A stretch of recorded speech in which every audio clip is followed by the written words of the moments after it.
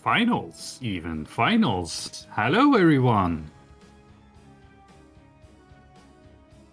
Yeah, hoping for an exciting match here. Because both of these teams hard fought to get to this point, but only one victor shall remain between Pacas on Drugs and the Trying Dutchmen. So let's see which team shall grab that quality medals for being the Division 3 champions.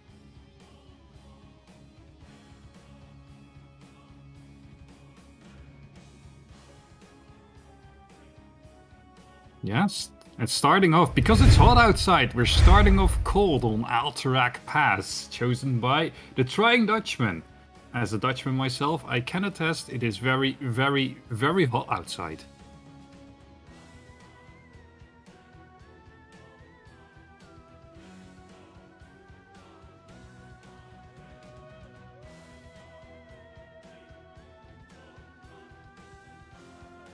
2 days ago, we had rain yesterday.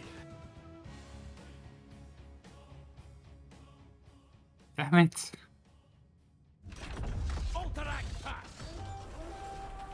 Yeah, let's see what the draft will bring us. As the Trying Dutchman has picked the map, the Pacas on Drugs will be having the first pick on this series. What do you think? Some globals that we can pay attention to, or maybe the teams will go for some strong offlaners instead?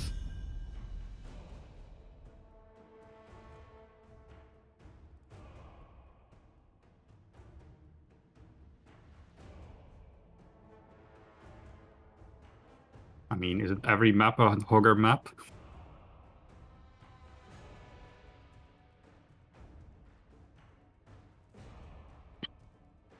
That's...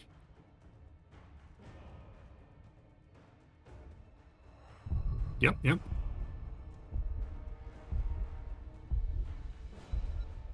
Wait, why not? Have I been talking into the void? Have I not been joined by Samu? Has everyone missed half of the talking points that he made? Have people seen that Hogger was indeed the first ban as predicted by Samu, which people didn't hear because Samu didn't turn his mic on? Or is everything a-okay? You can now hear me, but it's like really bad quality. I'm just trying to fix that. Give me one moment. But yeah, in the meantime, we do also have a Vikings ban as he... I mean, they have Eric's the Swift on the other side, so you gotta ban those Vikings out. And a Vala ban, which is pretty standard, but no real global bans just yet. Indeed. I mean, Vikings are kind of a global, you know? To be quite honest. Well, sorta, kinda. I mean, they're good on this map. It's not their best map, I don't think, but they're still good on this map. Because it is a big map. It do be a big map. You know, also are getting banned, so a lot of DPS focused bans on the Dutchman. Pacas now picking up Anduin for the first pick. And Anduin is always a safe pick with his Leap of Faith, can grab one of the heroes out of a nasty position and immediately opposed by Rhaegar and Joanna. Very strong heroes in their own right at the moment. So let's see what the Pacas will have to answer for that. Indeed. Also, picking up Rhaegar is a really nice for Dutchman to make sure they are not getting support choked in any sort of way, as Pacas already picked up there. Healan, they could have just spent the Rhaegar or something, forced him into his 2-cup or so. Yeah, and Rhaegar is one of the best support to assist in taking that null camp, like you talked about earlier, which the people at home may or may not have heard because your mic was muted. Anyway, Blaze and Kilthas. Haven't seen a lot of Kilthas lately, but Blaze is a very strong offlaner in his own right. So, nothing to scoff at right there. Also, Blaze with the attack speed on 1 and the attack damage against minions and mercenaries on level 4 is also pretty good on the camp himself. So, with that with Kel'Thas, who also does a lot of AoE damage, very good pairing for doing that camp quick. Yeah, and when you fight around a point, you're kind of choked out on space to move in, so the flame strikes and the living bombs can spread out like a bit. But on the other hand, the map is kind of large, so when fighting in one of the lanes, Killfuzz's utilities kind of dwindled, in my opinion. We shall see. As for now, we do see a Garage Band coming out from the Dutchmen, and Pacas and Drax there removing another fiery offlaner with Ragnaros being gone. Yeah, Ragnaros can of course set pressure during the objective using the lava wave in the opposing lane, soaking a lot of experience and, well, just setting pressure onto your buildings. There's one global, at the very least, in the Falstad. And a very comfy pick for Eric the Swift with Tyrell getting picked up here as well. It's a lot of pressure on the macro side from the side of the Dutchman, as Tyrell and Johanna are very strong frontliners, can bring in a lot of wave clear as well. The Rhaegar Johanna on their side, so... Yeah, so their wave clear is alright, but on the opposing side, both teams are very well suited in their wave clear, I think, because Johanna, Rhaegar, Falstad even, Tyrell can wave clear, Blaze, Killfuzz do good wave clear, and Nubrak, nice to dive something, and Cassia. I haven't seen Cassia in quite a bit. What do we think of that one? Because there is a Johanna on the opposing side. Yeah. Cassia brings in a lot of blinds, and she's usually focused around hitting opponents with a Q anyway. It's also the Tyke is big into Cassia. Kinda weak as Cassia with the blinds against Tyke. This is a sort of counterplay against him. Well, once Tyke picks the quest at level 4, which you usually do into a blind, then we kind of can avoid that.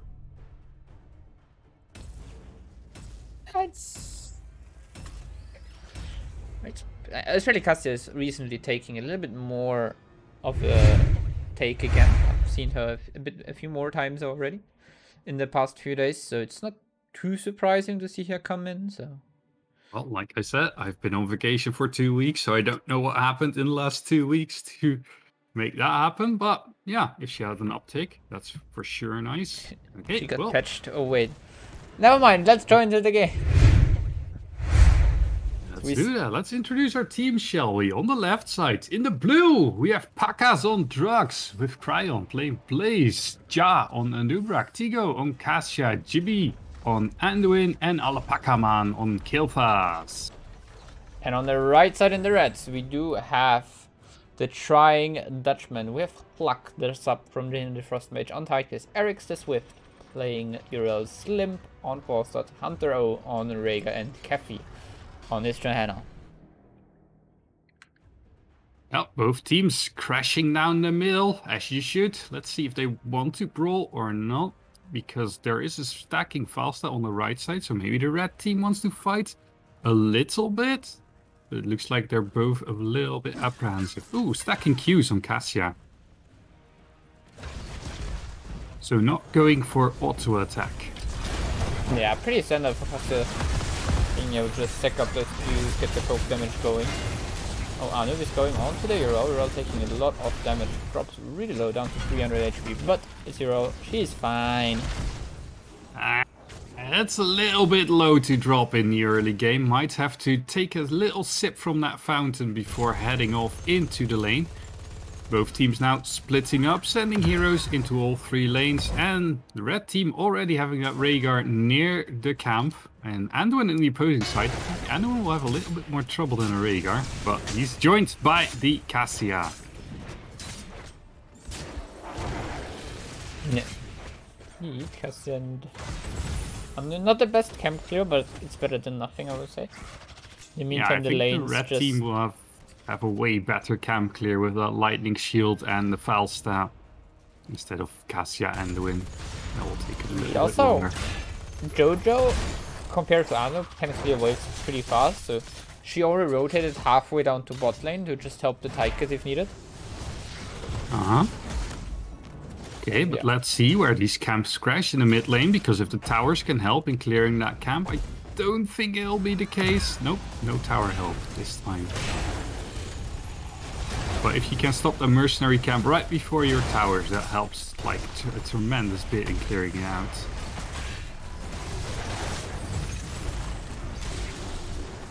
For now, anyway, 4 red people in the mid lane, even trying to crash that mercenary camp into the opposing buildings, but it is an early mercenary camp, so you shouldn't have too much trouble in cleaning that up. Cassia might be in trouble. No, it's not caught by the Joanna just yet. That's a 3-man rotation into the bot lane, which the blue team mirrors. I'm not sure that that is needed at this point in time. Let's see, mercenary objective has been called in the top lane. So let's see if the teams will farm up to a certain point or say like, screw it, we're going for it right now. Usually you see that teams will start focusing it either around level 7 or around level 10 and just do macro stuff on the map at the other times. Especially seeing for the side of the Dutchmen, they have Volstad, so they have the global. He can just stay bot lane until he really needed.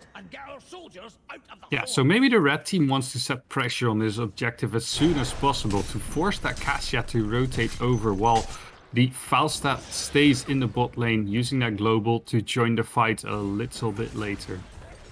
With Joanna going for an invade there, she's all alone. Has to be joined by her team, but she is in not a very good position, but she's able to walk it off, and that was 4 versus 3 right there, so a small advantages for the red team on the map. Joanna still going in, however, has used her trade and does fall. A little bit too aggressive on Joanna's side, I think. Indeed, Johanna is down, but Blaze rotated in the middle to help with it, so Yrel gets the prior on top lane, and this will be a little bit of damage onto the wall, which might stack up if this happens more often. Yeah, but Blaze can just rotate back, and there's no real experience advantage for the red team to be gained here. Even the blue team getting ahead right now using that kill, so that is that's something to note. Cassia pressuring bot lane a bit, but Volstad he can fly in if he wants to. Yeah, he just wants to keep that Cassia bot as long as possible, I think, while the team tries to, well, poke around that objective. It's Master Assassin on level 4 for Pacas, not Stacking Quest. It's interesting. Also, I want to talk about the Rhaegar build, because it looks like he's going the wolf build, not the totem build that we usually see. Indeed, especially. Oh, Yrel is starting to step up a bit. Yeah, I think that the red team should be able to get that back. Falstad's not flying in, however, so the blue team is free to just keep playing aggressive in this 5v4, 5v3 even now. Joanna rotated to the mid lane. But in the meantime, Kalfa just went to top to pick up those XP for the side of Pacas on rocks. And also we do see Cassia in the mid lane.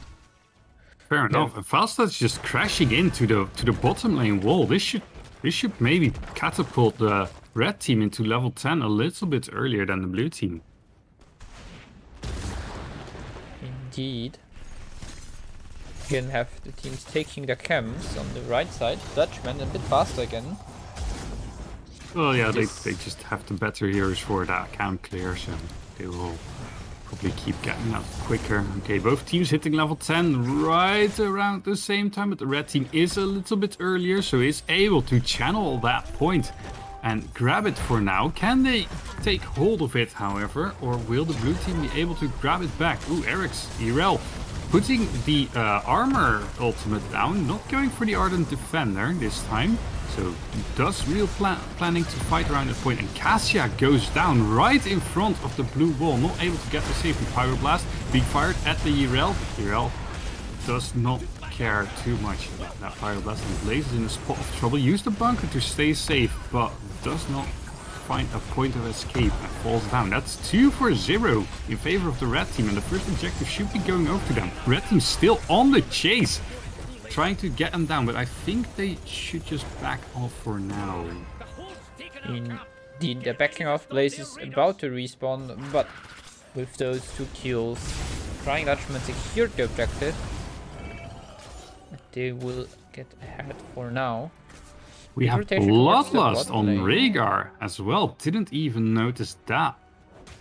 So we have a few interesting ult decisions on the side of the Trying Dutchman with the Sacred Ground and the Bloodlust. Being an offlaner myself and having talked with Erics about it, I'm not a big fan of Sacred Ground. I also am not a big fan of Sacred Ground, being an offlaner myself. But on the other hand, Bloodlust. Bloodlust can be juicy. Yeah, but I mean, you are playing into a caster still. Like I said, the blind's not a big deal, but if you can take like 1.5 seconds off of that Bloodlust, that is a big deal. Rhaegar got Cocoon in the mid lane onto the Rhaegar. Let's see if anything can be made to happen with that. No, it was just a zoning Cocoon. Half of the middle fort is gone, and top the wall has taken some serious damage, but nothing destroyed in the bottom, therefore took some damage after falls that earlier already managed to take down the wall. Yeah, so they got half a fort in the bot lane and like front wall and half a fort in the mid lane, and the top lane was very well defended by the blue team. But this was only the first objective. Small advantage to the red team still, but everything still to play for.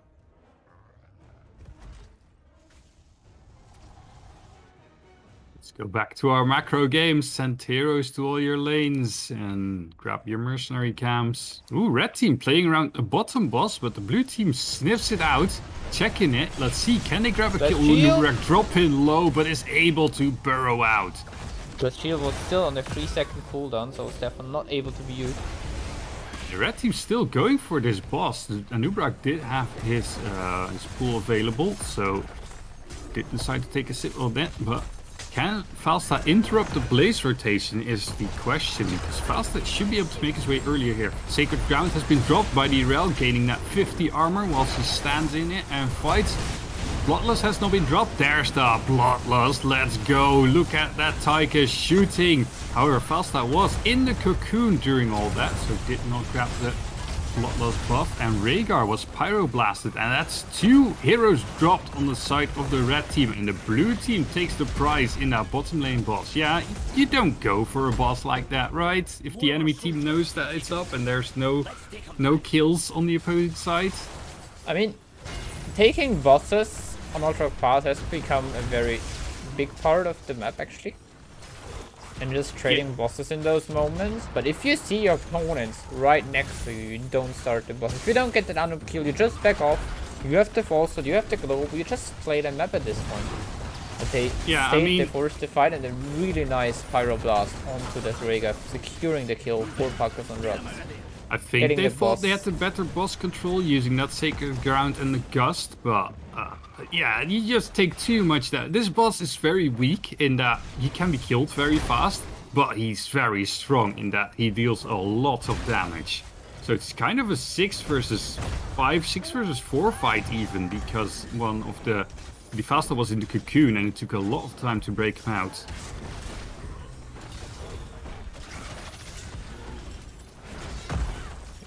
The objective is being handled right now by Pacas on drugs. The Dutchmen are trying to create enough space for them to tap it through, and here we go. They were being harassed by beetles or something, because it took a little bit to secure that capture of that camp. Not too sure what the interest was, and now the red team pushing into the blue team's objective and even grabbing a capture with all 5 blue heroes here. Bloodlust has been popped. Let's see if they can grab a kill of that, because all 2 people hiding in the bunker. Oh, nice condemn. Joanna level 4 quest complete as well. Very impactful, but Rhaegar's the first to fall to the pyroblast once again. Gust has been used as a disengage tool, but that means that the blue team can grab the objective back and probably just march over to red side and grab the objective for themselves. Falstad has to harp back right now. They are spreading out on the map for now, so that might mean that they can Oh, the grenade was not in time from the Tigers. Can you lob the grenade over that wall? Do you have enough range for that? With the level 1, yes. I wasn't sure, but it looked like he was going to throw the grenade, but then he didn't throw the grenade, and then I was like, I'm actually not sure if you have enough range to throw it over the wall. In the meantime, we see both teams taking their camp as well, as the objective is now won by Pacas on drugs. Yeah, and Pacas on drugs already securing that bottom lane for it. Probably want to focus on the mid lane because mid lane is very important as a staging point for this next objective. And if you can grab the mid lane, well, that will make it that much easier to gain future objectives. Plus they have the mercenary camp in the mid lane, which also makes it easier to push there. But the red team knows that, so they're setting up, trying to defend in the mid lane. Let's see if they can make something happen. Nice push by the URL. 4-man condemned by Joanna. Sacred ground has been dropped, but the blue team just doesn't care. And it's like, okay, well, you're standing here. We're as 5, you're as 1, so you're going down, my friend. Rhaegar's falling here. Going down she did. Yep, grabbing that Rhaegar once again. That's like the 4th time Rhaegar got killed by Killfuzz, I think. It's the first Pyroblast at least. Yeah, 3rd Pyroblast, 3rd Rhaegar kill. So every Pyroblast that has been fired has resulted in a Rhaegar kill. So you heard it here first. Rhaegar is allergic to Pyroblast. He doesn't like fire. You know, it's this nice, beautiful... I don't like fire either. Anyway, a keep gained in the mid lane. Now, 1 keep is not the end of the world because this this core is very strong and doesn't mess around. Only once you get 2 keeps can you generally finish this map, unless you kill the entirety of the enemy team, and even then it's usually easier to just kill another keep before you start doing the core. Another team fight brewing. Nice engage by the Joanna. Let's see if they can get anything. Last shield, and Blaze goes down. Bloodlust has been pressed. Look at them run after these blue heroes, but Falstad running in the front line. That's not where he's supposed to be, my friend, and he goes down. But they do get that Anubarak in exchange. It's still a 2-for-1 exchange, and the red team is not done yet. Sacred ground has been dropped. Urel once again has to leave Sacred ground very early, so well, did prevent a lot of damage, but they do prevent the blue team from going for that top boss. Now, they cannot go for it themselves because they will die. But they cannot go for it themselves. They will probably... Okay. Oh, Cassia showed. Oh, Cassia popped out of the bush. That's not... Okay, maybe they can go for it. If Cassia was there in the bush hiding, I don't think this was... Okay, blue team going to fight this, knowing that most of the cooldowns of the red team, all the cooldowns of the red team are on cooldown. But they do not really have a front line, and then Killfuzz ain't it. Good catch on Killfuzz there. Now nice root, and the light bomb coming out, trying to save Unknown and Custom. They will stay alive. They get the boss as well. Blaze is a little bit too late. Blaze going in still. No, you don't think you want to be there. Just take your losses. Oh, Blaze might be in a spot of trouble. Does Anduin has a second charge? He does not have another leap of faith, and Blaze just respawned, has punted right back into their base. Have to sit there for another 50 seconds. The boss will hit away on the fort. Fort will most likely go down. Bloodlust, let's go! Again. Anubis down, Cassia is falling as well, and this should be the first 4 of the game for the side of the Dutchmen, as they will keep on running down the top lane with popping the Olin as well and hitting level 20. Yeah, speaking of keeps, this keep will probably go down because that's 40 seconds before the blue team is complete again. Now, the blue team should just go and poke this boss because I think it's unlikely that they will finish with this. No, they won't. There's still 40 armor on that boss. Yeah, on the core. Yeah, that's a lot of armor, and I've seen a lot of teams, even boss 5v5.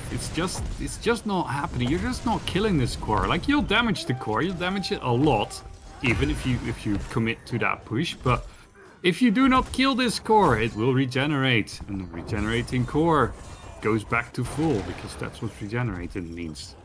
Indeed. I mean, the mid fort also taken down by the Dutchmen helps them out a little bit with the pressure on that lane. But it doesn't matter too much anyways, as one lane will not be able to finish just by minions usually. Yeah, or even 2 lanes will not. 2 lanes can. 2 lanes can, especially if the waves get stacked up. It's yeah, but really you need annoying. 2 stacked waves. There has to go a lot wrong before that happens, because a single stacked wave and another wave will not This boss is very strong, and he will whirlwind the wave down. Yeah. Tell that my team who lost the game last season to this. Okay, Samu's Yeah. team. This boss is very strong and will whirlwind the waves down. I'm talking of like season 17, Helheim, who lost a game to minions on this map. And we were about to end ourselves, so if I remember correctly. But yeah, that was a pretty sad. But anyways, camp in the mid lane. Team fight in the mid lane. Oh, Light Bomb was pushed, but Anubrak didn't have burrow available. It didn't want to burrow in. Oh, there comes the Nice burrow stun. However, Double let's stun. see. Bloodlust for the red team. Let's see, and the blue team on the run. Anubrak dropping very, very low, but he's able to get out.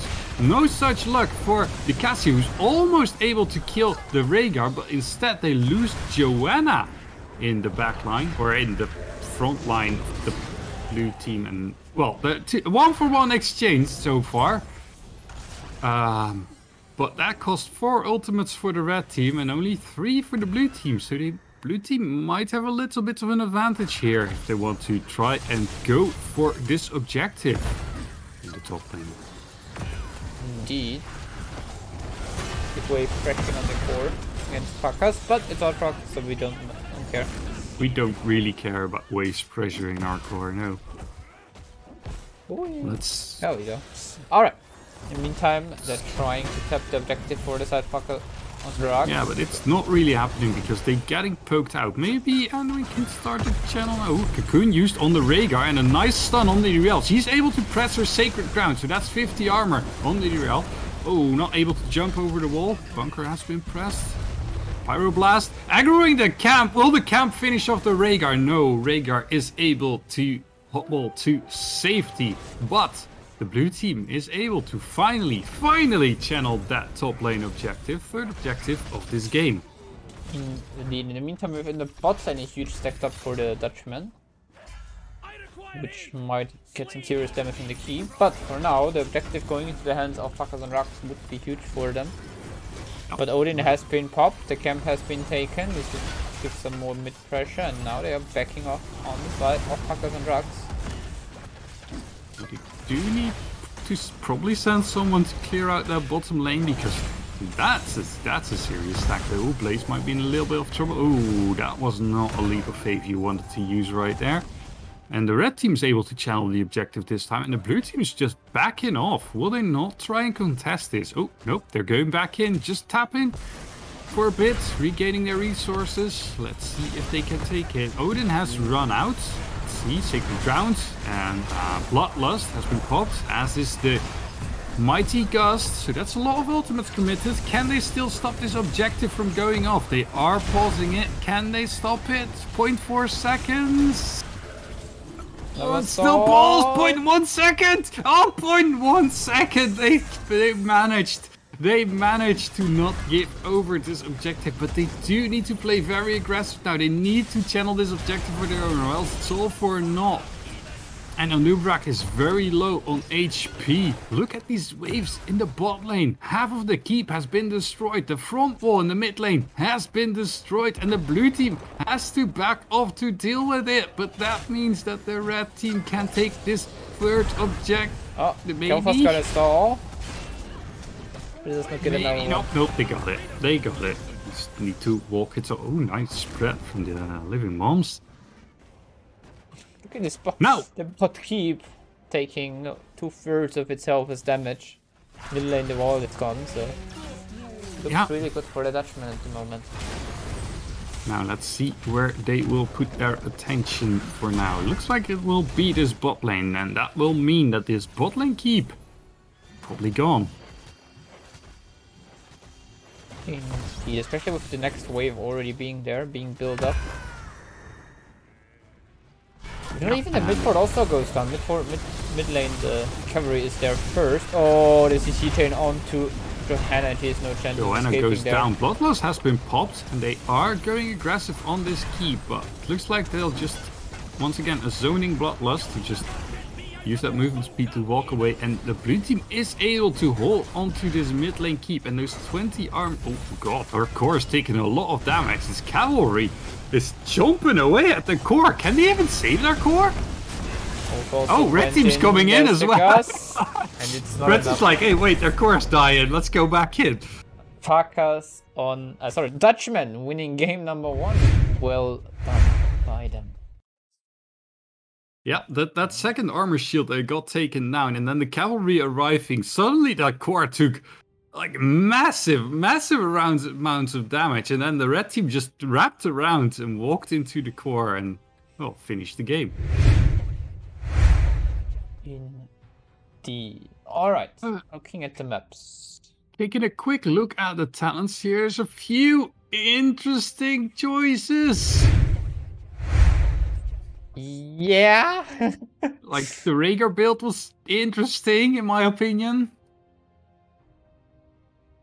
You're also not really usually what you see on the 1st and 4th level, but the pretty for Rhaegar, it's quite interesting. Is I sometimes also enjoy going wolf build, but it's like mostly the level 1 to level 16 you take, and then on 13 and 4 you get the Q healing.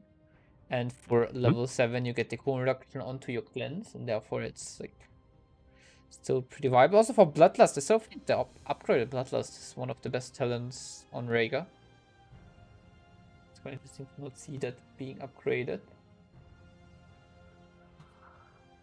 Yep. Alright.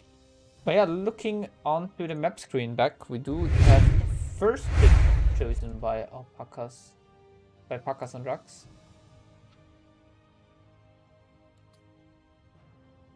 So, well, there's still lots of maps available, but if we get anything to go by, we want another macro map because the Shrine Dutchmen seems to enjoy that. So if I have to venture a guess, I'd say it's first for the next map.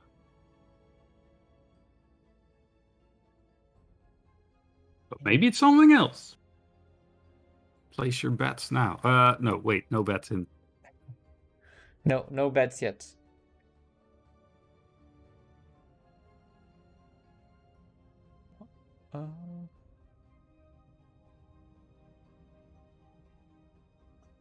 Indeed. So, let's see. But before we go on, I will step back into the shadows as we have another person joining in. Welcome, Apollo.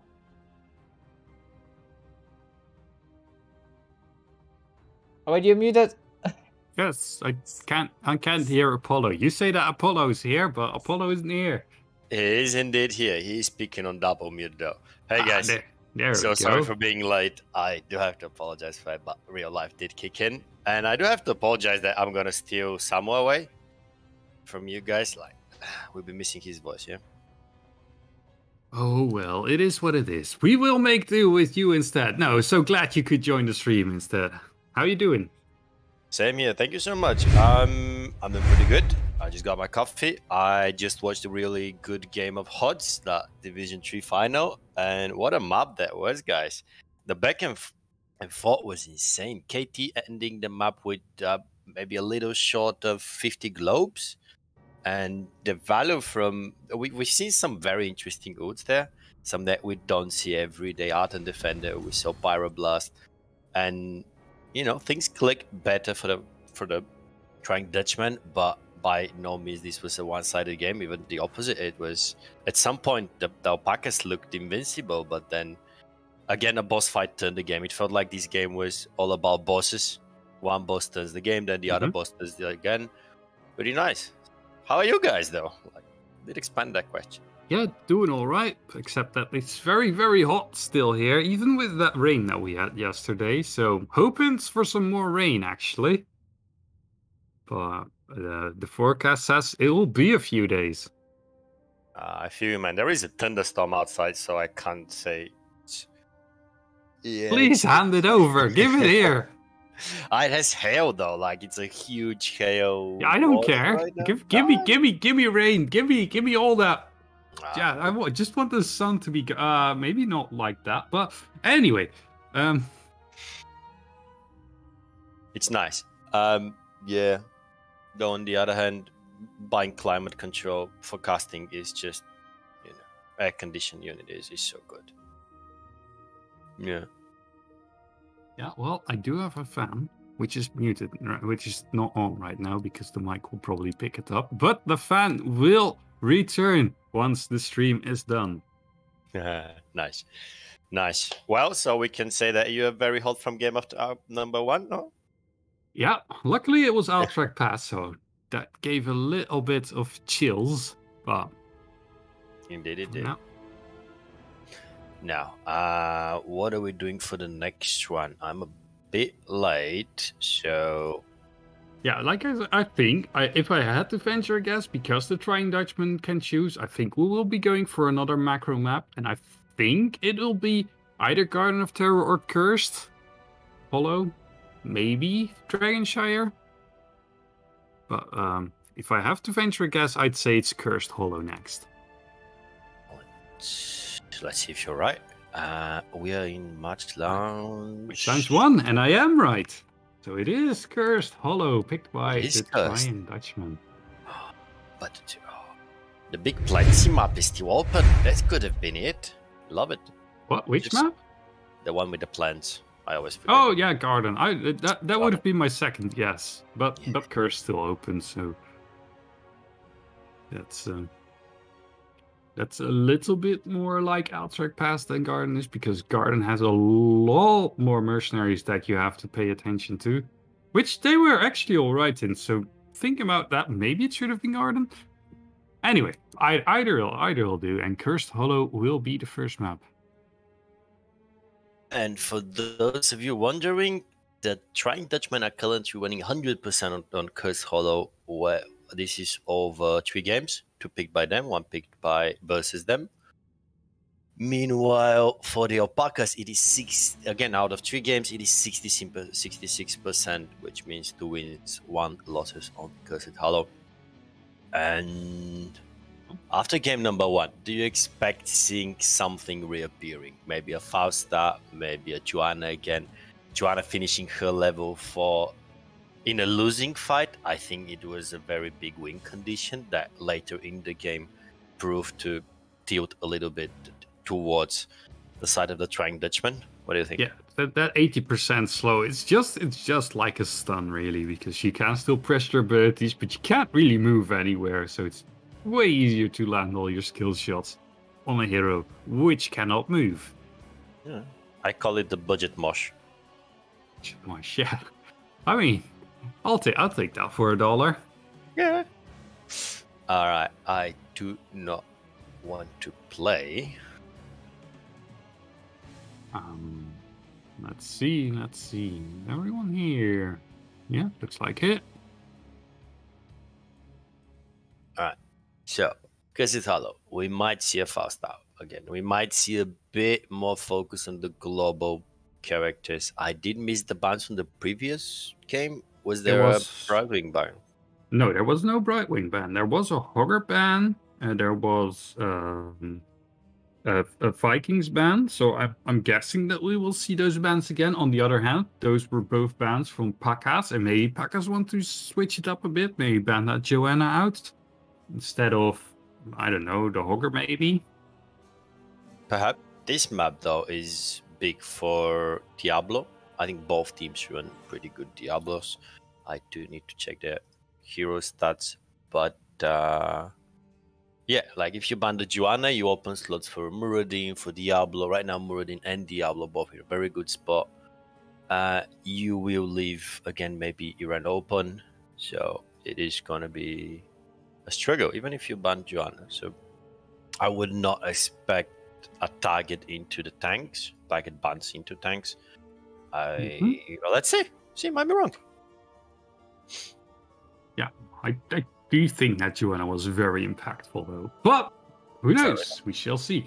On the opposing side, the Trying Dutchman banned Vala and another DPS, which was and me another auto attack DPS, which is very strong. Rayman. I said strong, not niche. Lunara? I don't know. Lunara! Yeah, that's the one. Lunara. Yeah, they're all kind of not in a greatest spot for auto attackers. But let's see. I mean, Let's go. Lunara is very good on this map because you have lots of bushes which you can hide a wisp in. I do like a Greymane on this map, however, because he's very good at taking camps, which is kind of what you want to take him for. And on Alterac Pass, you don't have a lot of camps which you can True. use that. Anyway, let's take a quick look at the draft. Once again, Pacas on Drugs having the first pick. And just skipping the Hogger ban, going right into the Vikings ban. I can respect it. All right, Vikings annoying to deal with on big maps, and yeah, still a Vala. Vala's still a ban. Let's see if they do stay with that Hogger or if they will swap it up a tiny bit. Will we see a Sylvanas ban though on Cursed Hollow? We do know that the Dutchmen are having a very strong Sylvanas. I think they're running 100% win rate on Sylvanas this season. Oh, that's interesting that they last picked the Tigers instead of... Oh, well, but they did have the Bloodlust comp that they wanted to go for, and Sylvanas doesn't really go in that. Imperion calls for a May. Not too sure about May here, but... Nope, we have the same bans that we had on map 1. But now, the Pacas on Drugs taking that Joanna immediately, skipping over the Anduin, which they picked first on map number 1. Will we see a trade now and the enemy team picking Anduin, or maybe the Alpacas would take it in the 1-2? It is open. Nope. So to go for Rhaegar again, and I can only respect the Rhaegar pick. It was impactful in game number 1, even though it played a little bit too aggressive, in my opinion, dying a little bit too much to that Pyroblast. But he's very impactful here in that he can solo camps, do wave clear, and he just gives a lot of utility on top of Zealand. Yeah, that's absolutely true. Yo, Pyroblast, man, so much damage into a single target. There's the Brightwing that you asked for just now. Which denies them the Anduin. Like, so many shenanigans you could do with Light Bomb and say Genji on this map, say Joanna, with my favorite Falling Sword. I'm Falling still Sword. No, instead going for that Brightwing. Yeah. And a Junkrat, I do love that. Junkrat being able to delay these rotations, being able to do good boss fights. At the end of the day, you do need something to control the boss fight if there is one. There is Falstad on the right side, so it's a good answer with a Junkrat. Yeah, Junkrat is a little bit harder than the Falstad because Falstad just presses R and Junkrat needs a setup and you need to press the button at the right time and all that stuff. But he does indeed provide some point control which you can use on the boss.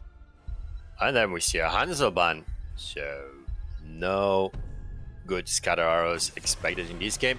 And the respect banning to Eric's Urail from game number 1. Okay, that's... Oh, Blazel's still open, yeah. Well, let's grab that, shall we? Yeah. Blaze was very, very well played on the side for the Pacas in game 1. Very impactful bunkers that he had. Nice stuns and slows, so now Eric's can show his own skills on that hero and show us how it's supposed to, or show us how he thinks it's supposed to be played. And the Murden that you alluded to earlier.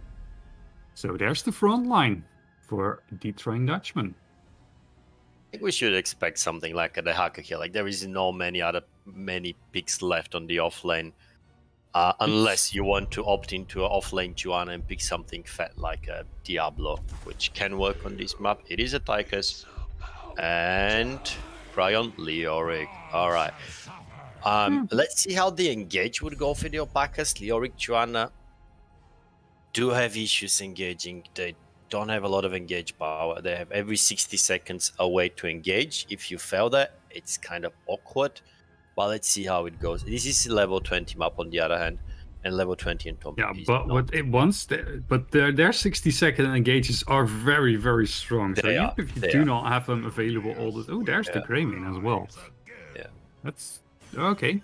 Oh. I see. Great. Sorry. Yeah, go ahead. I was just gonna say that the boss clear looks pretty good for both teams, though slightly better for the Trained Dutchman.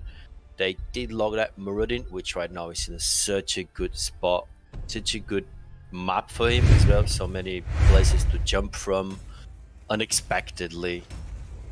Good into rotations to deliver some pressure on the off lanes. Yeah, however, their wave clear is not that great, I don't think. Like, Falstad is okay, Rhaegar's okay, Blaze is, well, obviously good, but Greyman and Muradin don't provide that much. While the opposing team has Tychus, Junkrat, Leoric, Joanna, who all have, like, their wave clear is great. Yeah. It depends on Greyman's talent build, but yeah, they do feel quite okay. Maybe slightly better on the Pacas, as you said. All right, want to do left team? Yeah, sure. I'll introduce the left team, or reintroduce the left team in the Pacas on drugs in the blue with Cryon on Leoric, Ja playing Joanna, Jibby on Tychus, Tycho on Junkrat, and Alpaca Man playing the Brightwind. And on the right hand side, for the second time in this series, we got Kefi on Muradin, Eric's on Blaze, Rhaegar on Hunter, Crayman on Pluck, and Falstad on Slim. I do know that I said them in the reverse order, but oh well. Different build for the Rhaegar this time, going for the Lightning Shield instead of the Wolf build. I do want to see how Blaze level 1.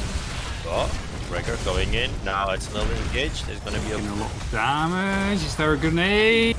No, the blinding light almost finished him off, but not enough damage. 100 HP. 4 stacks though. Yeah, it is. Fair trade. Fast start going again into Cube build. And interestingly enough, Blaze goes for the armor on level 1. He goes for the endurance. So he goes for these perhaps longer fights around objective points. Oh, now double stun into Tychus. Who's going to be able to walk it off. Oh, Tychus should be fine. Like Blaze and that Muradin. No, they don't have the highest amount of damage. Blue team starting on their bruiser camp, red team starting on the siege camp because the objective spawns in the bottom lane. That's how you want to. Ooh, Tychus going aggressive onto the Blaze, and Blaze having none of that. But he did deal like 50% of Blaze's HP bar in damage. Another interesting thing is level 1 on Tychus. Did you know this? It is a dash. It's not a grenade build. It's not an auto attack build. It is the dash build. That's different than in game number 1. That's because Tychus is on the other team. No, yeah, Tychus is on the other team. So Jimmy deciding that he didn't like the build on this map. So taking another build. Let's see how that pans out for him. Ooh, blue team's mercenary camp crashing in the mid lane onto the wall. The red side. Half a wall gone, but the blue team decided to not force any more damage with the camp there. We will need to defend. But as you said, that there is better wave clear on the left hand side. Now it's interesting shift of what happened. Like Blaze almost no wave clear. He does have his baseline wave clear, which is fine, but he didn't opt into wave clear, and the same goes for Tychus. No grenades means no wave clear. Let's see how. Yeah, that's a good point. It's gonna be very. And there's a fight brewing in the mid lane. Let's see, Joanna taking a lot of damage, taking a stun, but is able to walk behind their own gates. They're losing a single tower, so the damage in the mid lane is kind of even, but I think it still favors the blue team because those towers don't have a lot of HP remaining. Siege camp pushing in the top lane, as it should, tribute spawning, so both teams moving around. Leoric is still in the top lane, however, trying to keep that Falstad here, probably. So and indeed he will with this camp and constantly posing a threat. I don't think Falstad's going to fly. Now there is engaging with Joanna, but it is Muradin that's taking a lot of damage. And yeah, it's. I like what the red team did, going for the finishing the tower. There is a little bit extra XP. I think it's like 250 per tower. So. Oh, and both of Blaze casts were just out of range of the Tychus, so Tychus can finish the channel, and well, finish the channel and take the first tribute on this map. Nice. Meanwhile, top lane is gonna be another tower. Maybe first tower gone for the red side, and a lot of damage coming from Cryon into Fausta. Now, next objective is going to be slightly towards the right side, which benefits the red team. Now, fight in the bottom lane, and Blaze is dropped. That was a 4v3 fight in which they play a little bit too aggressive right there. And the blue team takes advantage of that, and that might mean that they will be able to take this unfavorable tribute for them. Even though, yeah, well, because they just got that kill. True that, true that. And Pacas delivering already with 40, close to 50 stacks on his In the Rhythm. 56 stacks for Rega's level 1 Stormcaller. He's gonna get, we should look after his level 16, but later game, this would be impactful. Now, Eric's going for auto attack speed decrease. Yeah, probably for the Tychus to prevent some damage from that minigun. Yeah, Muradin goes for the auto attack stance, not for the jump slows. Another interesting one. Because they do not really, or maybe they'll go for Bloodlust again. Then that would make sense then. But other than that, it doesn't make too much sense. So probably Bloodlust. Now, another 4v3 on the bottom lane. Delivering not much, but it is. Yeah, but Eric's Fausta is able to dip that XP bar back into the favor of the red team because he's been soaking that top lane, while the blue team has kind of abandoned that lane for a bit. She's gonna be level 10 slightly earlier. It is already on for the red team. They are down 2 tributes. They do need to go ham, and indeed they did. Yep, they try to engage here. Blaze missing the stun, however. Brightwing joining in the fight, but they are not level 10 yet. Here's the level 10, and the interrupt was there by the Joanna. Joanna might be in a spot of trouble. Taking a cursed bullet to the face. Taking a lot of damage here. Now the blue team pushing back. Is there an entomb on 3 people? But the Bloodlust is pressed, and the red team cannot be contained. Look at them though. They're all at 50% HP. Blue team much healthier. If they pick that tribute, this will be a problem. Now it is Leo who's gonna be back soon. It is an engage. Already low. Already going very low, but Blaze there to do the bro move. And but the Muradin falls anyway, and now Greymane might also be in trouble. The slow is there. The auto attacks decon them, takes the Greymane down, and the tribute goes over to the blue team, cursing the red team. Now they do need to make sure that they grab experience in all 3 lanes. Maybe send Junkrat to the bottom. Don't send 4 people in the top. Send 1 to the bottom lane, please. Oh well, whatever. They'll take this fort in the top lane. Maybe even take the enemy boss while they're here. Probably this takes should be too interesting. Long. Level 7, minute 7 boss is not all that impactful. Oh no, this is the call. You're absolutely right. Well, there we go. There we go. Did Fausta. It's just a distracting call to make sure that the red team cannot. Blaze might be in trouble. Using that bunker, able to hop out, but got stunned out of his jet propulsion. Meanwhile, mid fort suffering some damage. There's a full wave hitting bot fort as well. Yeah, and that's all because the blue team started the top lane boss, not with the intention of finishing it, but just pulling the red team away from their defense of the lanes. Now, Muradin in a trouble again. Oh, that grenade almost finishing him off, and he popped Aphidar in response.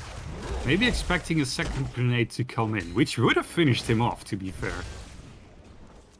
Now, I like... Okay, Eric starting top boss.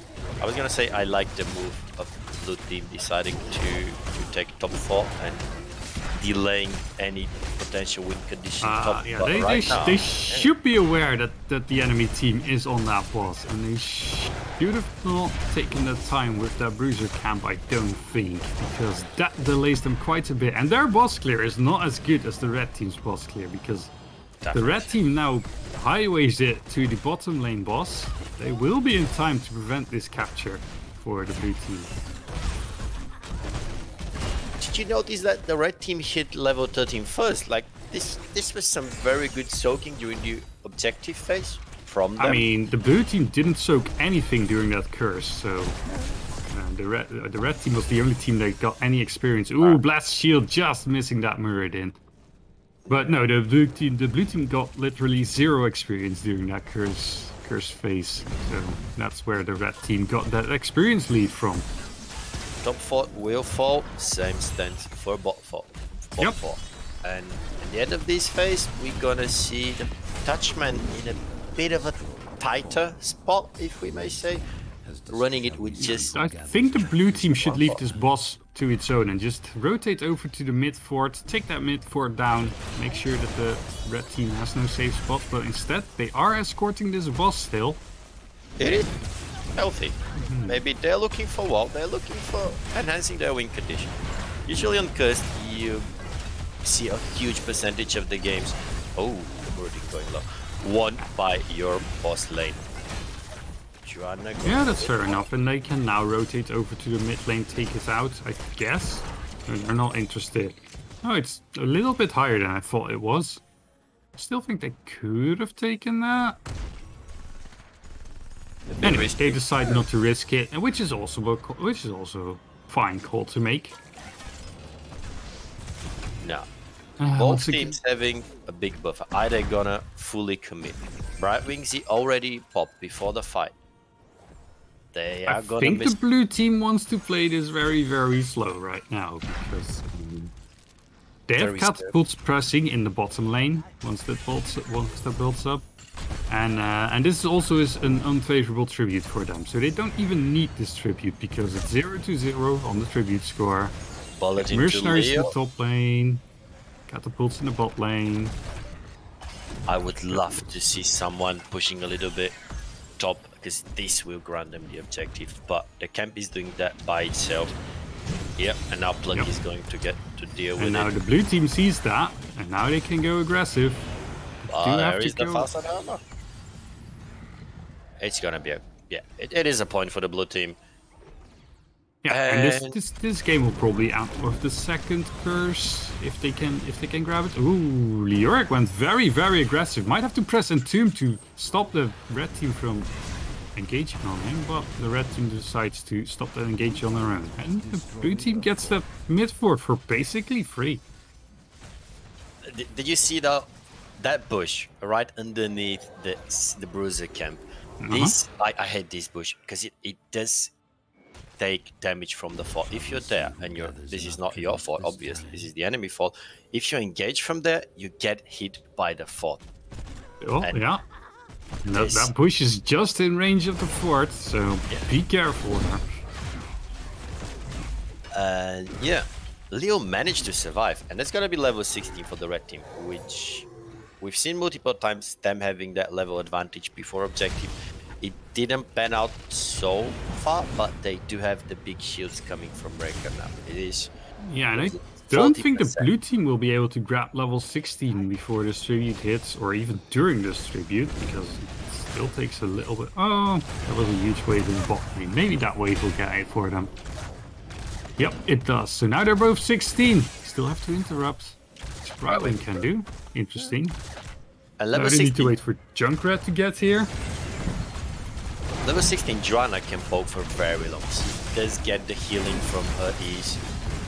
And that's a lot of damage going into the blue team, however. Joanna dropping very low, as does Muradin, but Muradin has that third win talent, so might be able... Oh, there goes the bloodlust red team running at the blue team. But is that Muradin? Muradin goes down. There's still towers there in the bot lane. You can't just run into the towers. Oh, that was Greymane. No, it's not Muradin. Yeah. What am I talking about? Anyway, Greymane got taken down by towers, which were still there in the bot lane.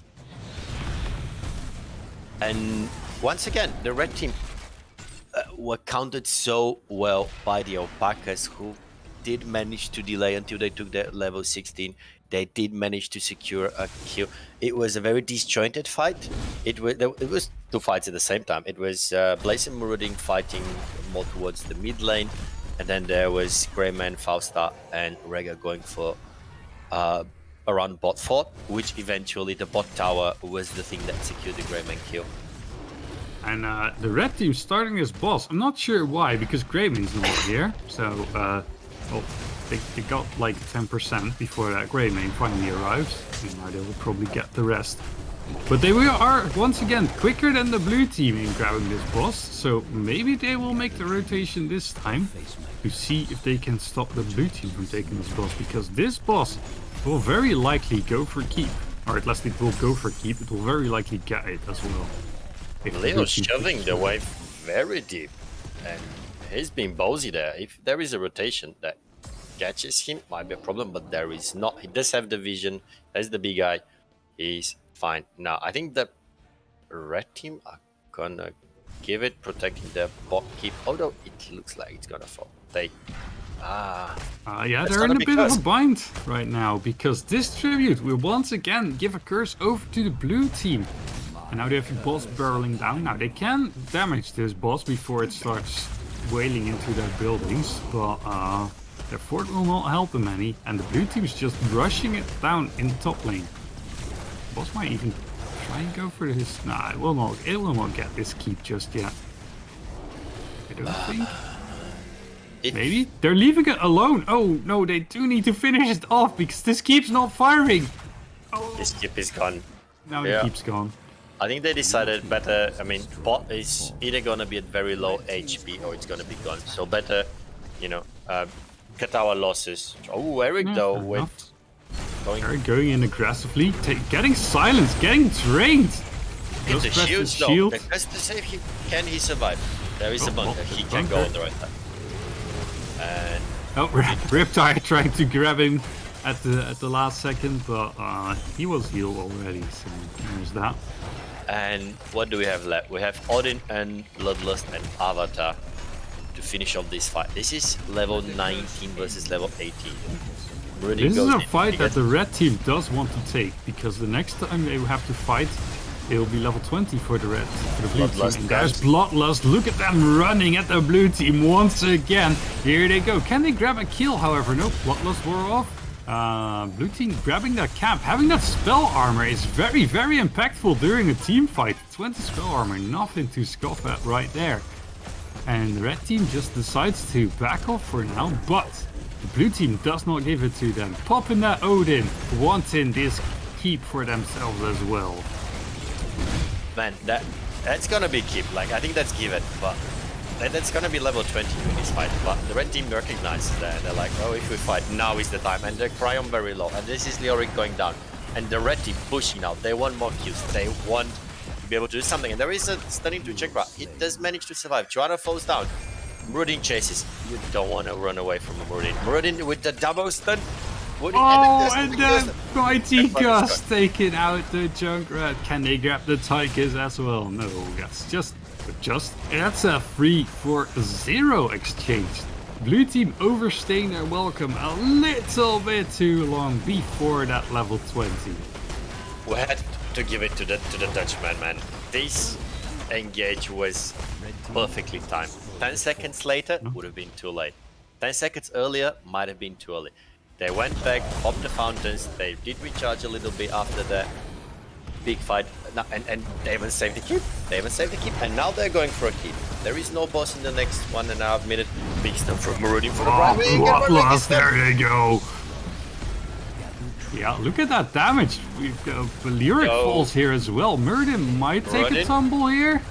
Yeah, he does, but they could probably get a return kill onto the Tychus, and Tychus falls as well. This might be game, because Greybane deals a lot of damage to buildings. Joanna has to defend on her own. Oh no, Junkrat just respawned. Joanna getting stunned, getting CC'd. Will she fall? Is the question. They are trying to get this kill. Let's shoot out just save her. Big boom. And Greybane in trouble now. Is the red team gonna do the same mistake? The red team has to back off for now. They do. And that's solid 15%. Like, it's respectable. It's a good call. Oh, no. It's more. It's 25% of the core. It's pretty nice. Now, though, Cryon is gonna spawn. Okay. Eric's jet potions. They should be fine. They were able to mount up during all that. During all that as well, the red core also took a little bit of damage because of the catapult pressure has built up. Putting the cores at... Yeah, well, they should be fine for that. Yeah, Eric sometime.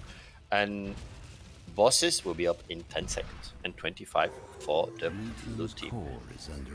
And both teams opened the same exactly. They have mirror win conditions, top and bot. And would the blue team go for the invade this time? Yep, They will yep, have there to they fight. go, there they go. But the red team knows this. Look at that oil spill. Check it out, the rotations. They're still and wheeling away the Joanna. core. However, oh, Joanna drops so low. But she Muradin's can gonna place. be the first to die. Oh wait, Blaze was in the bunker. It's just Muradin who wasn't able to get in there. Oh, and Leoric is able to step up on the point. They were not able to get the capture. Bloodlust has been activated, but the blue team takes the boss away. Brightwing, however, falls during all that, but so does the Blaze. Can they get more kills? Leoric goes down. I think Joanna will fall as well, maybe. She's very low. Yeah, there she goes. 3 kills going over. 4 kills going over. Greymane. No, that was Rhaegar who goes down. And that's a 5-man team wipe. But there's only 2 heroes alive for the red side. The red side does decide to go for core. They decide to not go and defend. Is that the right call? We shall see it. Falstad, fly in. Greymane, arrive in. It is 3 catapults, man. There is a wave on their side. I think this is game. Yeah, it's game, all right. I just wasn't sure which team was going to win here, because look at that pressure on the side of the blue team as well. But it's just enough, and the red team takes the victory. Oh man, that was so cool. Leoric managing to stay on point during Gust, securing that boss. They did win the boss. They did get the first kill on Muradin, but from that point on, it was Greymane cleaning house, finishing the game with top damage 73k, 8 kills, and that last fight, did he get a triple kill? I think. Four man, I believe he got 4. 4 man. But it was, yeah, he played that very well during that last fight. And I think that, yeah, the blue team had to go for that, I think, because if the red team takes their boss, they do not have time to go for their own boss. They have to go back to defend, during which time the red team can do whatever they want or decide to push with the boss and go for a game, because there was already catapult pressure building up inside in that lane. So you just do not want to give the option. So that was probably the best fight they were going to get, and in the end it didn't pan out, but I think it was a well-made call right there in the moment. And 2 calls from oh yeah, I didn't know we're visible. My sleeves, doesn't matter. All right, I do love what the Trying Dutchman did there. This is just too good. Again, 10 seconds. It was a 10 seconds window, like for them to go boss, for them to decide, okay, we lost bot, we should fight. This was so good. Again, in a very short window, very critical call, and they all committed. This fight was it could have gone very wrong for them if they were lose even the equal number of people as the blue team. This was game for the opposite, right? So again, beautiful, very well done. Yeah, very and that well. Greymane just grabbing those two last kills in the backline, because those heroes were not in the fight anymore. They were trying to retreat, but Greymane was just cleaning them out, and grabbing all those kills made them go like, okay, yeah, we can just go for the core right now, because there is no defense. We don't have to worry about the boss, because we still have a keep standing, and the opposing catapult pressure will arrive at around the same time as our catapult pressure, but we have 2 heroes, so we kill the core way quicker than the opposing team. It was 2-man core rush. How often do you see that in your everyday games? Once again, Heroes Lounge delivers this different emotion for everyone watching and playing. This is so insane. While we're waiting for the, do we have map? We're still waiting for the map pick to be done, or first pick, because Alpacas on Drugs can't tell us what they want, because they lost the previous game. So they can say either we go to this map, or we want first pick, you tell us where to go. Yeah. Man, do you remember when you started Heroes Lounge? Oh, I just cool. had such a good flashback, and that boss fight, it was reminiscence of the times where the first time I experienced HODs the way it's supposed to be played, and this is delivered, of course, by, I think right now only by Heroes Lounge for the amateur scene, for the non, yeah, for for sure.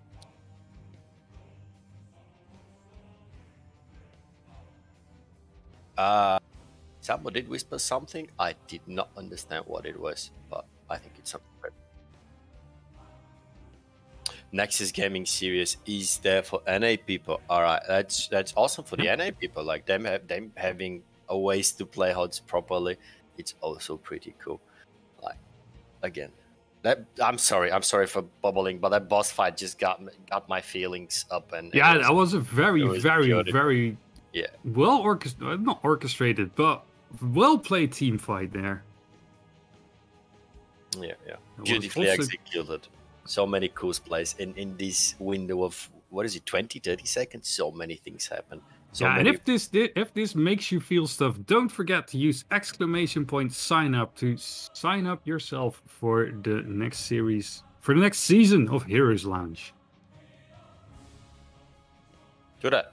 If you haven't, if this is your first time and you're thinking, don't delay it. I've heard of so many teams being like, okay, we want to do a season. We're going to miss this season. We have a team like that. Right now, one of my teammates is coaching them. They're still considering whether to join or not and just, take a season to get to know each other. Use Heroes Launch for that. Don't hesitate. Just sign up. It doesn't matter in which division you end up. You will have fun. Now, might be harder. Your first season might be easier depending on your level, but it is always the way you should play HOTS. You can find free coaching from so many people if you need to. You just need to ask. This community is so awesome for that. Heroes Lounge Discord is so active. So guys, if you haven't, follow Smart Caesar's advice. Just go sign up and see you next. Even if you do not have a team, if you're as your own, you can sign up. You will match up to people of your own skill level, formed in a team, and then placed in the proper division. And of course, that's a little bit more rough, but it is a load of fun. That's how I started out as a free agent, and where I ended up. Where did I end up again? Where did you end up? Well, I'm a caster now. Ah, it's a beautiful place to end up, man. And look where I ended up, man. I ended up having the opportunity to cast with you. There we go. It's so awesome, yeah. All right. Oh, it's the Garden of Tomatoes, man. Well, that was my second guess last time, so just as they cannot pick the Cursed Hollow again, pick a different map. So, come on, that's Garden not of Terror. All very, very logical picks so far. Yeah. Did we see so much value from the fast start though? I mean, except I guess from purely from global perspective, because you don't want to. You have fast start. You don't expect to. I mean, they didn't hold him back as much as they did during the first game, in which he was like soaking a lane for 2-3 minutes on his own. In this side, he had to join the team fight a lot earlier, but I do think he got his. I do think the pick was very, very well worth the cost of taking it. Absolutely. What I was pointing towards is that the blue team managed to counter it with well-timed camps. I think with good coordination, probably very well synced. That there was in the first tribute, there was Leo stuck top lane with a camp, and they did time that siege camp very well to deny any global value from Falstad, and indeed they did. They actually took a tower. And Leoric was just there to dissuade the Falstad from getting a free clear on that mercenary camp, and Leoric was just there. I've got a big mace, you're not gonna step up to this mercenary camp. And Falstad did not step up to the mercenary camp, and that resulted in them taking a tower in that top lane. Yep. Now, we are running, if you're just joining up, this is Division 3 final of Heroes Lounge. It is 2-0 lead for the Trying Dutchmen versus the Alpacas. And interestingly enough, these games were definitely not one-sided, not at all. And last game, was it 2 tributes going for the blue team? I think it was 2 full tributes. Two full curses going to the blue team. Yeah, they were ahead in buildings. I think even up until the final point, because there was only 1 keep left, which the boss was still wailing on. But that did not matter because the red team managed to take the core down. Yeah, but that set us up for very good game number 3. It is, are we running best of 7 or best of 5? Best of 5. Best of 5. So, this is game point for the Dutchmen, or an opportunity for the Pacas to come back and maybe go all the way. Best of 7. How will we run that? 7 map on Haunted Mines? Because there's only six maps left after we banned 4 out of the 10.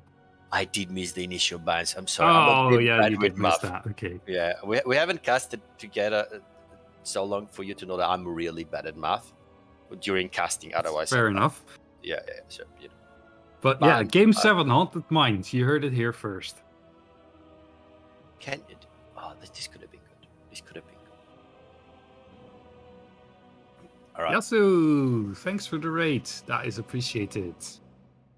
Ooh, 62. Nice. For those of just joining from Yasu, we are, we're Heroes Lounge, but we are casting the Division 3 finals. Best of 5 with the Trying Dutchmen leading 2-0 versus the Pacas on drugs. And we're going very soon into map number 3, Gun of Terror. Are we going to see Fast Start 3 again? Joanna have an impact, very big impact in both games so far. Yeah, but I have to imagine that you ban the Falstad before you ban the Joanna on this map here. Fair enough. Yeah, let's see. Are we gonna see the Lunaro being gone again? We didn't see any Sylvanas shenanigans in any of the first 2 maps, even though they were pretty good for Sylvanas. Now you do have many camps, and Sylvanas love Garden of Terror. Let's see what's gonna happen. What do you expect? Do you want to see Valaban again? I'm guessing that the Trying Dutchmen will use the same strategy that they've been using before, so Vala and Lunara bans for them. It worked twice. Why not? Makes sense. Why swap it up if it works? Do not change a winning team, or do not give the team you're playing against other tools if they do not. I'm not sure where I was going with this. Never mind. Anyway, Vikings ban once again.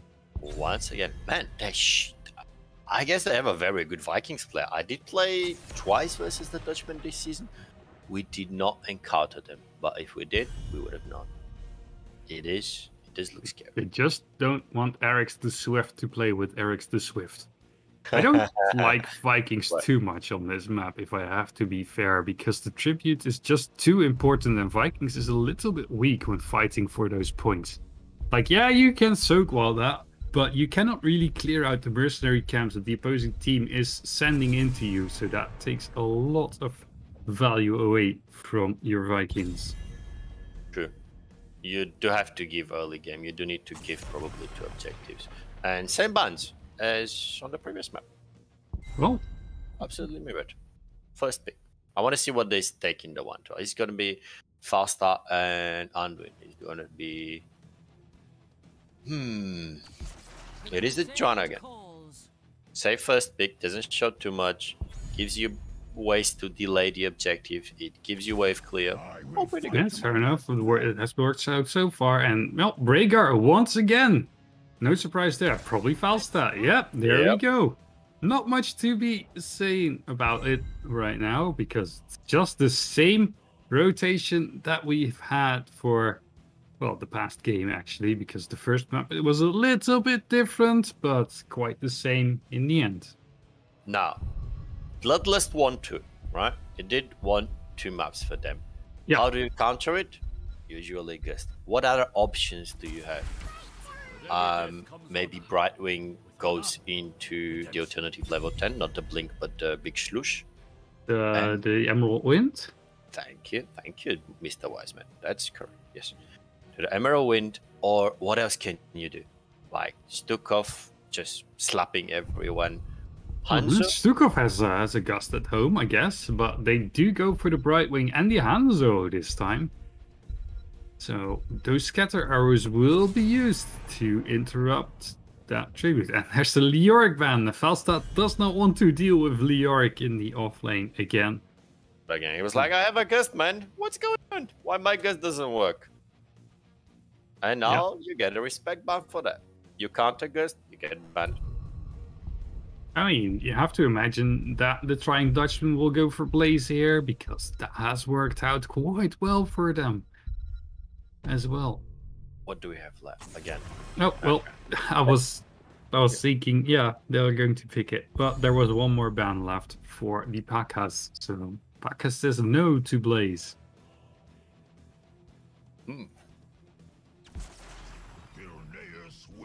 Winning? That's to be expected, I guess.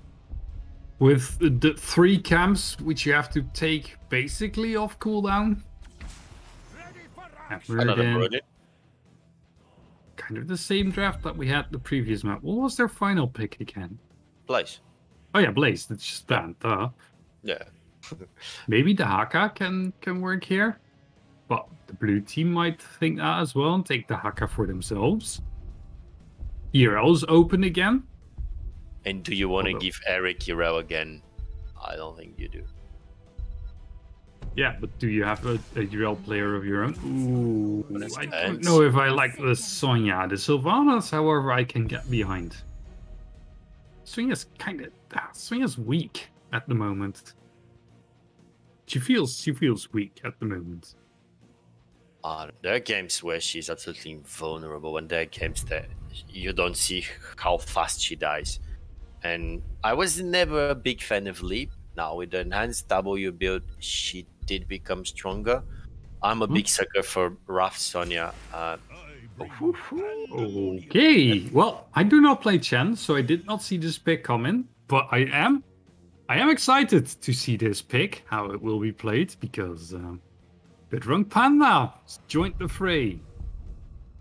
It's like Chen into Sonya is always an interesting one-on-one. Now Sonya wins on the wave clear, that's 100% clear. Oh, but yes. Is it gonna be triple Panda or is it gonna be Keg? I think it might be Keg. Although with Bloodlust, let's see. That's gonna be exciting, man. Triple Panda Bloodlust. Look at how little pandas go. They run fast, they attack fast, they do stuff.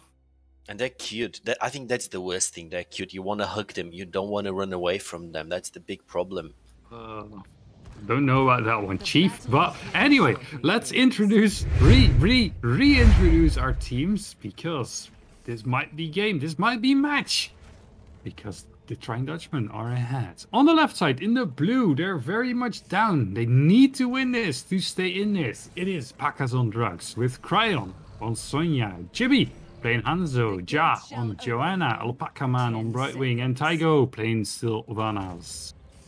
And on the right-hand side, playing for match, playing for game, playing for the win. We've got Pluck again on his Greyman, Kefi once again on Murudin, Eric the Swift on Chen, Hunjero on Rega, and Slim on Fausta. Now we you see built the on cheese Hanzo, and we have the percentage damage on Sylvanas, and we go for the tower cheese in the top lane. Chan's already there, trying to prevent them from taking this tower, and this tower goes down, but this is a massive rotation by the red team. Can they grab a kill? Oh, Joanna activating their iron skin, but this means that the blue team might miss soak in the bottom lane here if the red team can interrupt these rotations. They just have to send someone to the mid lane to take that, and I think they will miss the full wave in the bot lane like this. Sylvanas going for it. At least, what is it, 70%? How much? I think it's 25 you still get if you take the mini globes. And you lose a lot of experience if you take only the mini globes and not the full globes. Now Alpaca is going for the siege camp top, which is counter to the objective. Do they have a plan? Do they want to push into Eric's Chen, who is not great at clearing camps at all? But usually on this map, you want to start in the lane where the objective spawns and then just work your way up or down, depending on where the objective is, and make sure that you take the camp, the last in the lane in which the objective is not. But both teams decide to go top lane and just go from there, I guess. Which means that they do have this bruiser camp into the siege camp, and that siege camp will get murdered by the bruiser camp. I like how the Dutchman replied to that. Chen would have had issues defending alone. Now both teams going for top camp. It did work out better for the Dutchmen so far. They are getting some siege damage done.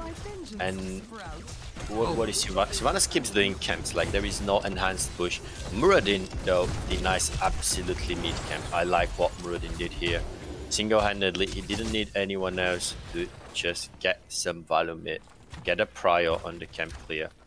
And now, the only thing is that the red team did not take their bottom mercenary camp, and Falstad is stuck for a bit trying to clear out the blue team's bottom mercenary camp. Now, Tribute is on their side, so maybe they'll get it. We need Muradin to interrupt the rotation, and he did not interrupt the rotation, so blue team is able to step up to the point. Oh, the polymorph was just a second too late, or else that would have been a dead Muradin. But now Muradin jumped over the wall, back to the safety of his fountain. By the way, this is a cute Anja. We are not gonna see these big scatter arrows expected. Now, this is gonna be a 5v5. Both Chen and Sonya are here. A lot of attention to this trip. It's gonna be if they delay Falstad is long split off from the team, however, which the blue team notices and immediately turns around and tries to grab a kill on him. Look at that damage on the Chen as well. He's gonna drink it off. He's one of these friendly neighborhood The red team is doing that mercenary camp while this fight's happening. I'm not sure that is the play you want to make. Mercenary camp's also not happy with that, throwing sticks and stones. Big slow coming from Joanna Muradin. But the training took counter kill, but this is the side of the red team, so the blue team has to play this very careful because they do not really have a point of retreat to go back to. But they are able to grab the first seed of the game. Red team could not push out from their mid fort into the tribute slot, and that was a favorite spawn for the red team, and the blue team got it. So now the red team has to take one of the next two tributes on the blue side, because otherwise they will be cursed or planted or whatever. This time the timing was 10 seconds in favor of the Pacas, who, as they picked it, they were losing level 6 to level 7. So if there was one delay, probably this would have gone the other way. Oh, now Brightwing. Big rotation to Brightwing, but oh my god, did you see a cleanse from Alpaca, man? Perfectly cleansing the Stonebot from Muradin and saving his life. I did not see the cleanse of the Brightwing. No. It was beautifully well played by Alpaca, man, managing to deny 3-man engage into him with just one cleanse. It is, you know, a high cooldown cleanse, and yeah, fair enough. But better to use it and need it than not use it and need it and die and all that. Yeah. By the way, something to note: it's level 8, and Falstad is running 4 stacks on his level 1 Q quest. Now big damage into Eric's. This is not a fight team map. This is a macro map. So, but all of the other maps were also macro maps. So. I'm not sure what point I'm trying to make. Oh, nice damage onto the Sylvanas, and Sylvanas is taken down. Can they grab another? Chen jumping into the backline. Joanna getting slowed, getting a lot of damage, but that's Joanna. You're probably not killing the Joanna. But that means that the red team can probably take this seed for them. Maybe Hans can poke it out. One poke. Oh, but now no, he stepped up too far. One of the minions interrupting the Rhaegar, however, so still has to be here. And the red team is not even rotating anywhere on the other map. They're just like, we're here, we're 5 here. Let's just take this fort for ourselves right now. And I don't think there's too much that this solo Brightwing can do. She can look there and it's like, yep, there's 4 heroes here. Confirmed it. Yeah, and it is, as expected. Okay. Bloodlust. Yep. It's just again, bullet and W, avatar. but yeah, blue team pushing in the bot lane, trying to do something of the same that the red team did to them, but they just get the front wall because red team is rotating here, so not too much more to be had for the blue team in the bot lane. Now we see Leap. Hanzo's still waiting on his ult. We might see me mode, and indeed we do. It is the Dragon Strike. They are looking for big lockdowns. They're looking. It is mind control though. I'm not too much of a fan, but whatever. Okay. Oh, mind control. Disconnect. It's cleansed and okay. Well, there's the meme strike. Taking him down. Delivery. But I think that the same thing would have happened with the Dragon Arrow.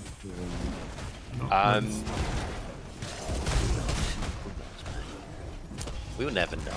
Now, what we know is that we got a meme boot kill. And blue team going for the second tribute. Eric's goes in. It does have the cake. Not sure why the red team's fight. Okay, well, Bloodlust, here we go. Let's see if we can get anything. Red team running around. Nice damage onto the Sylvanas. But they did not get the kill. Oh, well, never mind that. Delay that order. They did get a kill. I repeat, they did get a kill.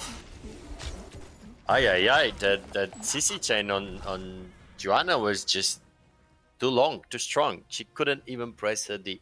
And that's a second tribute, second seed going for the Dutchman. And that was the seed on the side of the blue team. Now, next seed should spawn. Well, next seed spawns on the right side in favor of the red team. So the red team might be able to go for that. Oh, Murden sees the entire team doing that mercenary camp and decides, yeah, I'm not going to fight that. And if it spawns in the next 5 to 10 seconds, this is gonna be level 13 versus level 12 fight. Can the blue team disperse their soaking? Huge weight in the bot lane, which Brightwing is getting. Oh no, Hanzo going down in the mid lane. Joanna also taking a lot of damage, but you know, she's Joanna. So. Big shields coming from the Panda, and AoE shields by the Chen, which just makes sure that the red team can keep on fighting. And without that Hanzo, I don't think there's any chance of the blue team interrupting this seed. So they probably have to give that up. Oh, they are going. They are going. Oh, there's the leap. But will it work? There's Bloodlust. Will the Bloodlust be pressed? The Chen Kek pushing 3 heroes out. Trying to keep the Sonya in the backline. Bloodlust activated. There's that Bloodlust. Here we go. Beam Strike activated. Let's see if it does anything. Nope. Not much. It will do much. But still, everyone alive, man. Such a cool fight. Everyone's still. I guess type of news. Every single button, every single R was pressed so hard. Red team decided to push a little longer, and now Hanzo again in trouble. He does manage to sidestep. Yep. But he's taken down there as well. So that's another hero down on the side of the blue team. And here comes the terrors. Comes the night. And one thing we know, the objective is so strong. This objective is very, very powerful. So that mid fort's probably dead. The bottom fort might be able to be saved by the Sylvanas. Maybe. Depends on what Eric thinks about it, if you ask me. And yeah, Fast that's still soaking in the top lane, which they also have to deal with, because otherwise they will lose the front wall. Now, there is no boss on this map, so there's no boss that will take your core down in seconds. But instead, you have this objective, which will march to your core instead. Look at them go. They're still going in the mid lane. And they're going strong.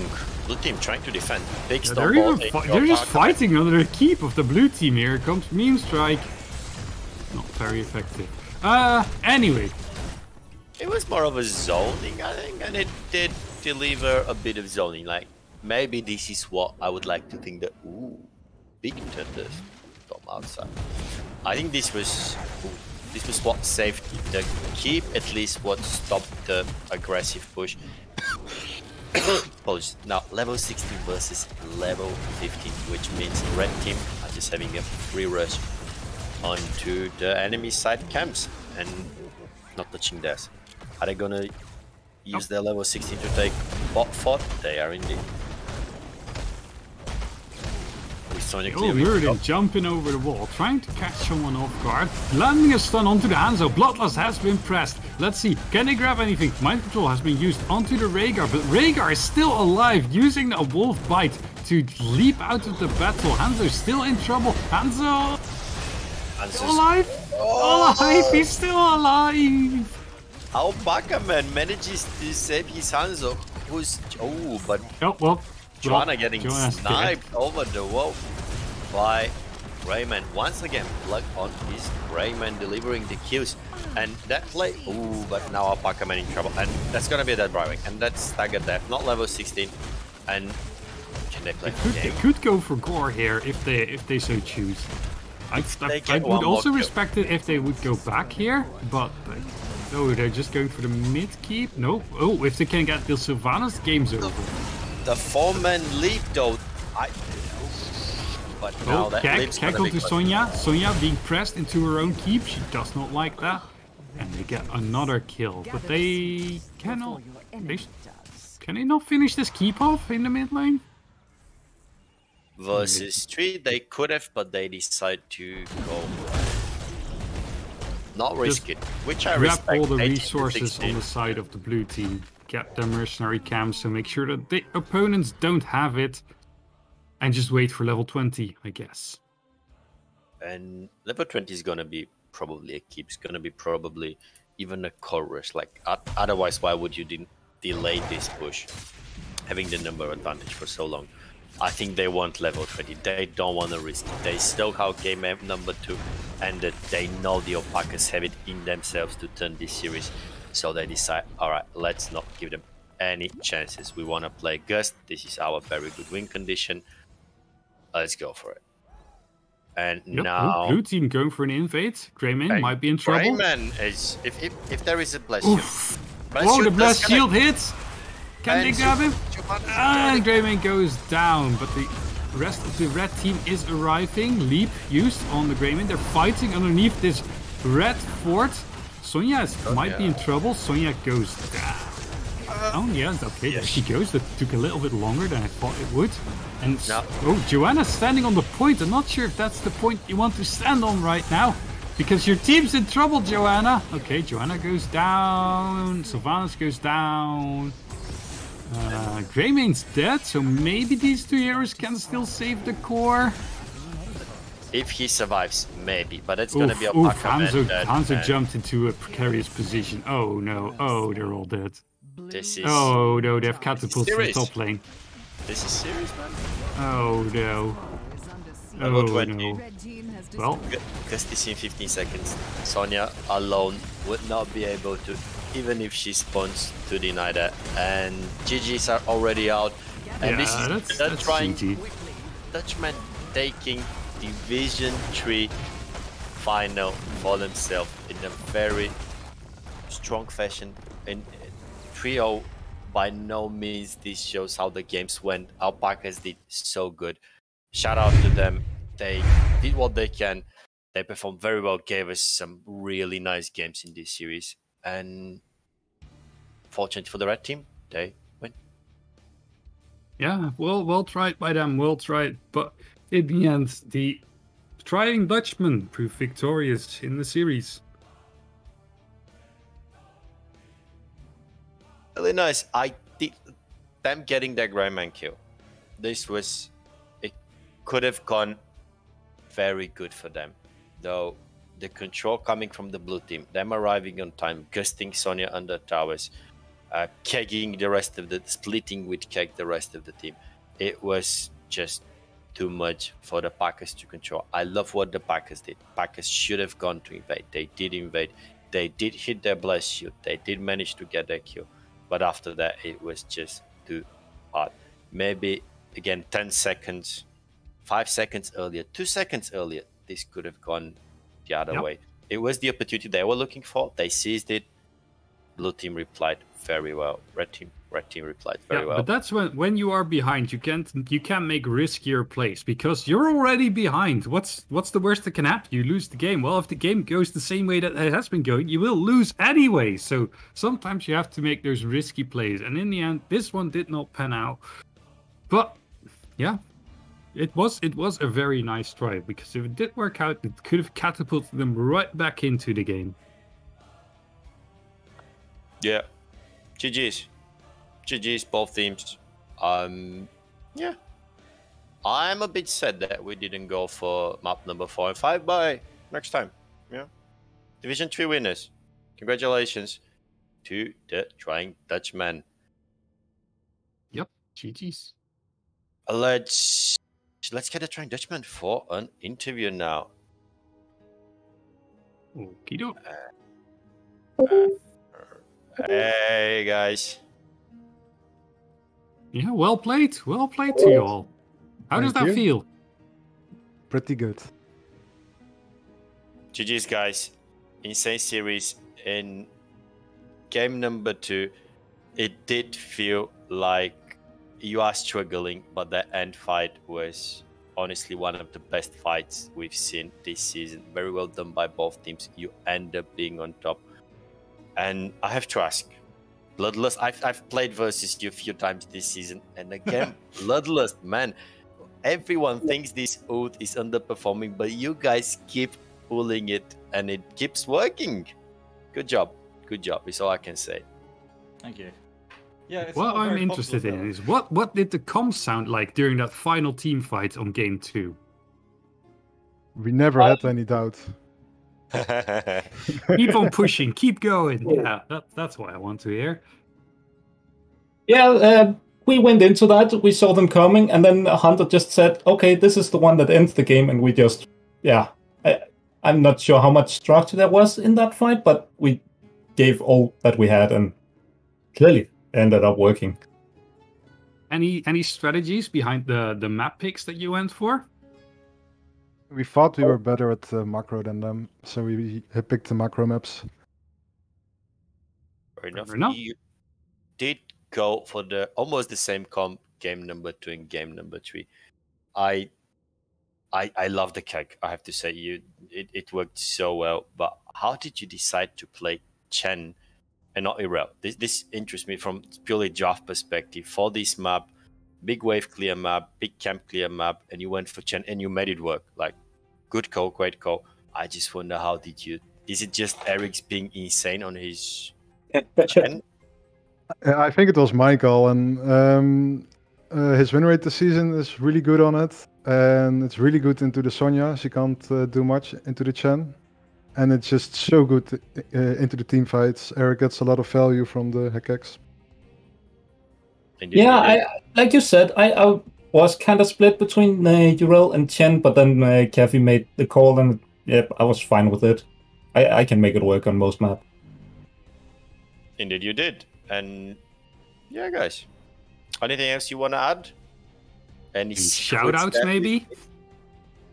Shout out to Gray, who wasn't here but is on a festival at the moment. He's one of our core players, and a shout out to T and Pluck for subbing for us in the playoffs and in the final. I also want to shout out Fishy, who has not played much lately, but he's still providing moral support when needed. It's always good. And we all know how important moral support is. Guys, congratulations once again. Thanks. Thank you. Yeah. Also, keep in mind, guys, congratulations also from this, not just us casters, but also from the higher side, as Eric already knows. Congratulations from the board and from the launch team in general. You will also get a bunch of medals sent to you. So someone will get in touch with you for those medals, so keep in mind to hold your details ready to share them with them, and then you will get some beautiful medals, and maybe at a nice team meetup or something you will be able to show them off with a nice picture on the launch Discord or something. Alright, that sounds great. Only the highest quality medals for our division winners. Yeah, All right, lovely. then. Who wants to talk? Come on. Go ahead, someone. Sam. I want to Alright, thank you then. guys as well for casting them and for arranging everything. Yes, I want to shout out the entire launch team. We have. That's just shouting out yourself, Eric. That's not how this works. I mean, I'm awesome. But no, I want to shout out the moderating team, Matt North, who admin this map. Fallop is coming up in the next series, and then we have Azok and Asgore tomorrow. We couldn't do it without all of our wonderful volunteers who take some time out of their weekends every so often to help out with these grand finals. And of course, the casting team. Always wonderful to hang out with you guys, see what you're up to. Cheers. Cheers. Very great community, very good things. You guys, like by you, I mean Eric's and the team, have set up for everyone to enjoy. Beautiful. All right, thanks for that. Thank you. Thank you so much, guys. Cheers. Yeah, and have a good eve. Have a good day. All right, Thank you. thanks to the Dutchmen for joining us here for this interview. This was it with Division 3. We do have Division 2 coming up next in a bit more than an hour, so stay tuned as Apollo and Scissor sadly have to leave us. So any final words you have to say for today, as I believe both of you will come back tomorrow, hopefully. Caesar, want to go first? That's the plan, to be back here tomorrow as well, indeed. No, it was very nice casting with Apollo once more. And yeah, had a lot of fun here. So hopefully the next series will be as much fun as this series was. Yeah, and from my side, Caesar, was a pleasure once again. Samo, thank you for preparing everything, for doing the setups, to doing the moving the camera and stuff. This is actually pretty hard and pretty awesome for me to do. Thank you for covering for me when I needed it. And this series, one of the best I've casted so far. It was really nice. And yeah, shout out to everyone who is involved in Heroes Lounge. Alright, and thank you too for joining me, and everyone stick around as we do have two beautiful people coming in later on, as well as we have Luca and Bala joining us for that. Thank you and bye bye. Okay, bye. Bye.